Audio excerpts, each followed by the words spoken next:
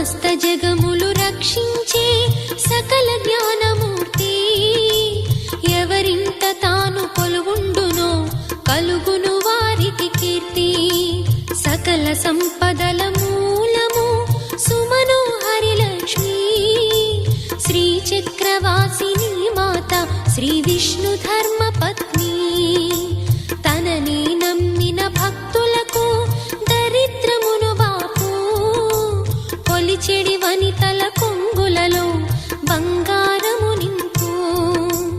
అష్టలక్ష్ముల రూపున అవతారం దాల్చినది, కష్టములను తొలగించగా భూమిలో వెలసినది.